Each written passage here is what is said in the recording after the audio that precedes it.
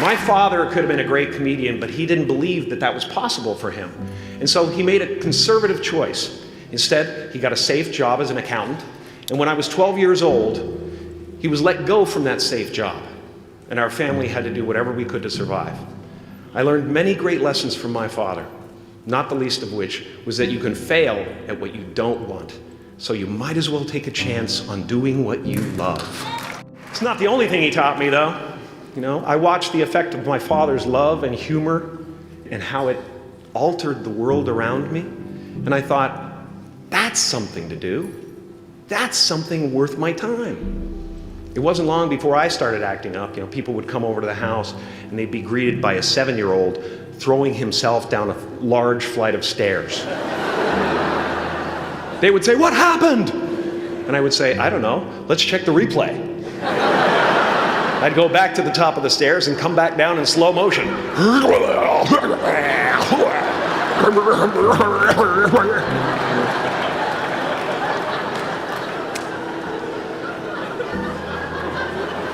It was a very strange household. My father used to brag that I wasn't a ham, I was the whole pig.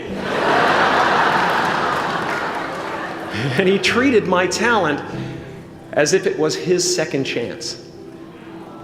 When I was about 28, after a decade as a professional comedian, I realized one night in LA that the purpose of my life had always been to free people from concern, just like my dad. And when I realized this, I dubbed my new devotion the Church of Freedom from Concern. The Church of FFC.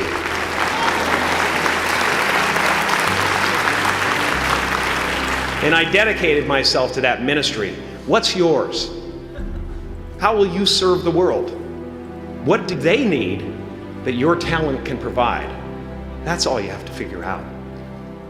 As someone who's done what you're about to go and do, I can tell you from experience, the effect you have on others is the most valuable currency there is. Because everything you gain in life will rot and fall apart, and all that will be left of you is what was in your heart. My choosing to free people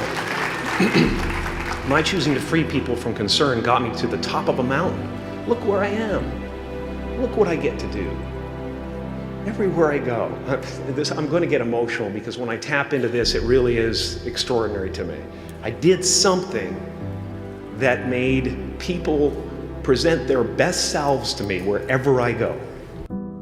I've often said that I wished people could realize all their dreams and wealth and fame, and so that they could see that it's not where you're going to find your sense of completion. Like many of you, I was concerned about going out into the world and doing something bigger than myself, until someone smarter than myself made me realize that there is nothing bigger than myself. Because life doesn't happen to you, it happens for you. How do I know this? I don't, but I'm making sound, and that's the important thing. That's what I'm here to do. Sometimes I think that's the only thing that's important, really, you know?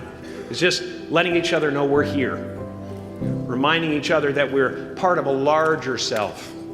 Your job is not to figure out how it's going to happen for you, but to open the door in your head, and when the door opens in real life, just walk through it. And don't worry if you miss your cue, because there's always doors opening. They keep opening. And when I say life doesn't happen to you, it happens for you, I really don't know if that's true.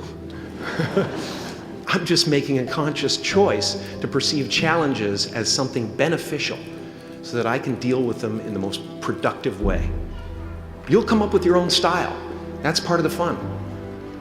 Oh, and why not take a chance on faith as well?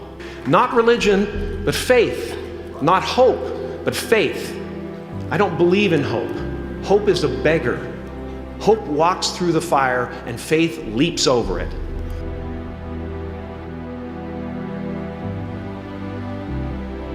I used to believe that who I was ended at the edge of my skin.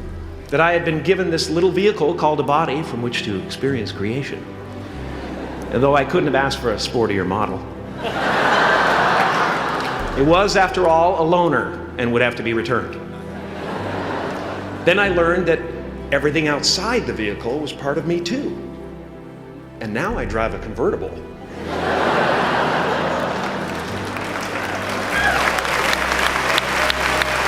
Yeah, man.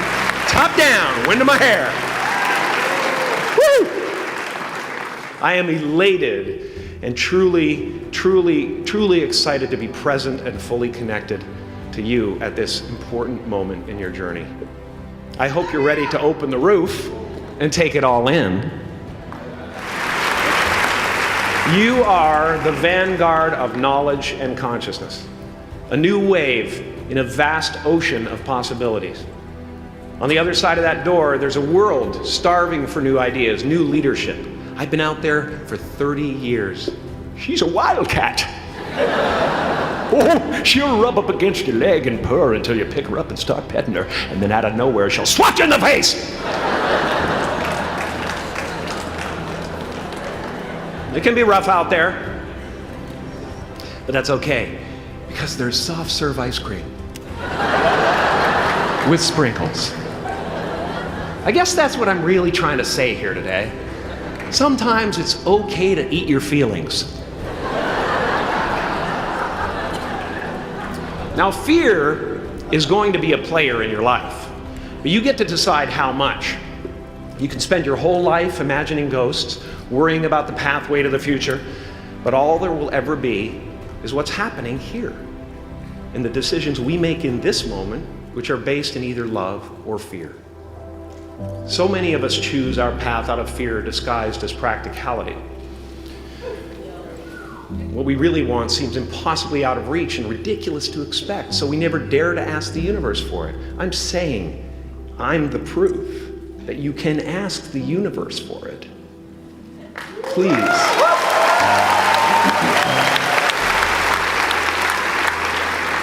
I am at the top of the mountain, and I was, and the only one I hadn't freed was myself, and that's when my search for identity deepened.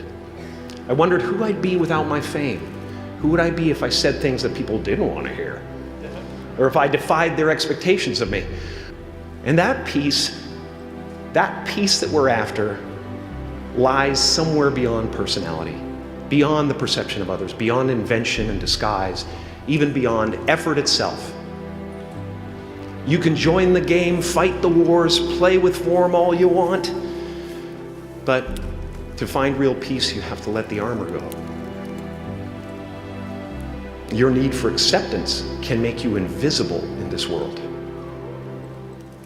Don't let anything stand in the way of the light that shines through this form.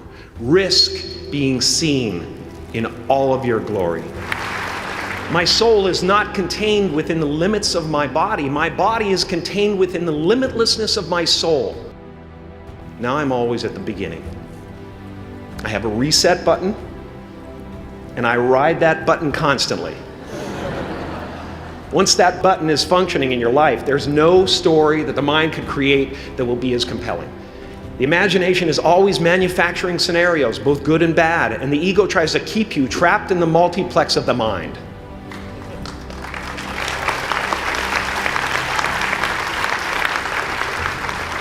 Our eyes are not viewers, they're also projectors that are running a second story over the picture that we see in front of us all the time. Fear is writing that script, and the working title is, I'll Never Be Enough. I had a substitute teacher from Ireland in the 2nd grade that told my class during morning prayer that when she wants something, anything at all, she prays for it and promises something in return, and she always gets what she wants. Well, I'm sitting at the back of the classroom, thinking, wow, my family can't afford a bike, So I went home and I prayed for one. And I promised I would recite the rosary every night in exchange.